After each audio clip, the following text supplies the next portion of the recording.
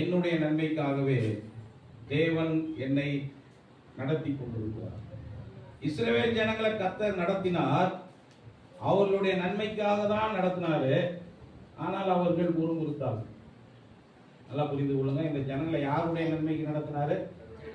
அடிமைப்பட்டிருக்கிறாங்க, விடுதலையாக்கி அடிமையா இருந்தவனுக்கு சொந்தமா நாடை கொடுத்து விடுதலையா வாழ வைக்க போறாரு. அதுக்குதான் இவங்களை என்ன செய்யறாரு? ஒரு வனாந்தரத்தின் வழியா கொண்டு போறாரு. வனாந்தரத்தை தாண்டாம அடுத்த நாட்டுக்கு என்ன செய்ய முடியாது, போக முடியாது. இவங்களுடைய நன்மைக்கு தான் அவர் என்ன செய்யறாரு? கொண்டு போகிறார். ஆனால் ஜனங்கள் இதை புரிந்து கொள்ளாமல் முறுமுறுக்கிறார்கள். நல்லா கவனிங்க, தேவனுடைய திட்டத்தில் நாம் இருக்கிறோம் என்பதற்காக அவருடைய திட்டங்கள் வருத்தமான திட்டங்கள் அல்ல. அவர் அவருடைய திட்டத்தில் தான் நம்மளை வச்சிருக்காரு.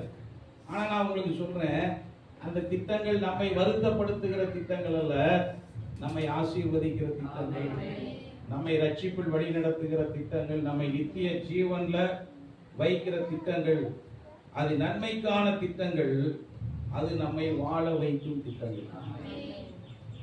23வது சங்கீதத்துல தாவீது சொல்றாரு, மரண இருளின் பள்ளத்தாக்கில நடந்தாலும் பொல்லாப்புக்கு பயப்படேன்னு சொல்றவரு, அந்த மரண இருள பாடிக்கிட்டே வர்றவரு கடைசியில எப்படி முடிக்கிறார்னா, என் ஜீவனுள்ள நாளெல்லாம் நன்மையும் கிருபையும்.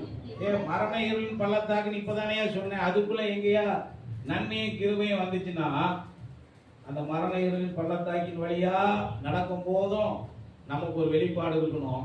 என் வாழ்நாள் முழுவதும் நன்மைகள் என்னை தொடரப் போகிறது, வாழ்நாள் முழுவதும் கிருபைகள் என்னை தொடரப் போகிறது. ஒரே ஒரு ஆங்கில மொழிபெயர்ப்புல நான் ஒரு முறை வாசித்திருக்கேன். அது என்ன தெரியுமா போட்டிருக்கு? நன்மைகளும் கிருபைகளும் மட்டுமே என்னை தொடரும். எது மட்டுமே தொடருமா? நிறைய தடவை சொல்லியிருக்கேன். டாக்டர்கிட்ட போனோன்னே மாத்திரை எழுதி கொடுப்பாரு. எது வரைக்கும் டாக்டர் போடணும்? இதை சாகிற வரைக்கும் போடணும். எது வரைக்கும் போடணுமா? இப்ப நான் மாத்திரை எதுக்கு போடுறது? வாழ்றதுக்கு போடுறதா, சாகிறதுக்கு போடுறதா? நான் சொல்றது புரியுதா உங்களுக்கு? ஆனா தாவீது தெளிவா இருக்காரு, என் ஜீவனுள்ள நாளெல்லாம் மாத்திரைகள் தொடர்வதில்லை, வியாதிகள் தொடர்வதில்லை, வறுமைகள் தொடர்வதில்லை, மகளிர் சுய உதவி குழுக்கள் என்னை தொடர்வதில்லை.